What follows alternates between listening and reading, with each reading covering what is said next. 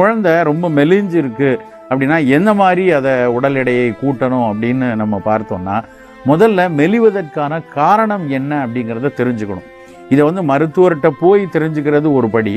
மருத்துவரிடம் போகிறதுக்கு முன்னாடி நாமே கொஞ்சம் யோசித்து நல்லா உற்று கவனித்து அதனோட வாழ்வியலை சரியாக பார்த்து எதனால் எடை குறையுதுங்கிறத முதல்ல நம்ம கவனிக்கணும். அப்படி நம்மால் கண்டுபிடிக்க முடியலைங்கிற பட்சத்தில் சரியான உணவு எடுத்துக்கொண்டாலும் உடல் எடை குறைகிறது, எதிர்பார்க்கிற அளவுக்கு அவனுடைய வயதுக்கேற்ற எடை இல்லை அப்படின்னா மருத்துவரிடம் கண்டிப்பாக ஆலோசித்து அதற்கு ஏதாவது பின்னணியில் நோய் இருக்கிறதான்னு தெரிஞ்சு அதற்கேற்ற வைத்தியம் செய்யணும். முதல்ல ஒரு குழந்தை பிறக்கும்போது நல்லா ஒரு 3 கிலோ ஆவரேஜாக இருக்கணுங்கிறது நம்ம எல்லாருக்கும் தெரியும். ஒரு 3 கிலோ இருக்க வேண்டிய அந்த குழந்தை பிறக்கும் போதே ஒரு வேளை எதிர்பார்க்க வேண்டிய தருணத்தில் பிறக்காமல் கொஞ்சம் ஒரு 2 வாரங்கள் முன்னதாக பிறக்கிறது. சில நேரங்களில் 8 மாதங்களில் 9 மாதங்களில் 8 மாதங்களில் 7 மாதங்களில் பிறக்கிறது.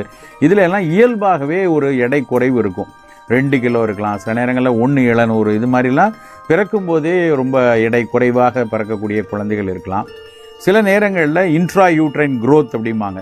கருப்பையில் வளரக்கூடிய சமயத்தில் ஒவ்வொரு வாரங்களுக்கும் அதற்கு இணக்கமான எடையில் வராமல் ஒரு இன்ட்ரா யூட்ரைன் க்ரோத் ரிட்டார்டேஷனோடையே வளர்ந்து அந்த பிரசவத்தின் போது நம்ம 3 கிலோ இருக்காமல் 2.25 கிலோவில் இல்லை 200 இருக்கக்கூடிய குழந்தைகளும் வளர்ச்சியில் கொஞ்சம் எடை குறைவாகத்தான் இருப்பாங்க. ஒரு பிறக்கும் பொழுது ஒரு 3 கிலோ இருக்க வேண்டிய குழந்தை அதுக்கப்புறம் 1 வயது ஆகும் பொழுது கிட்டத்தட்ட 3 மடங்கு எடை கூடணும். 9 கிலோவாவது வரணும். 10 கிலோ இருந்தால் ரொம்ப நல்ல விஷயம் ஒரு வயதை எட்டும் பொழுது. ஆனால் 2வது வயதுக்கு வரும்போது அதே மாதிரி இன்னொரு 10 கிலோ கூடாது. ஏன்னா 1 வயதை தாண்டியதுக்கப்புறம் குழந்தை நடக்க ஆரம்பிச்சிடும். அதனுடைய மெட்டபாலிக் நீடு நிறைய இருக்கும். அப்போது கொஞ்சம் எடை குறைவாக தான் ஒரு 3 கிலோவோ இல்லை 4 கிலோ தான் 2 வயதை எட்டும் பொழுது 12, 13, 14 அதை ஒட்டி தான் இருக்கும்.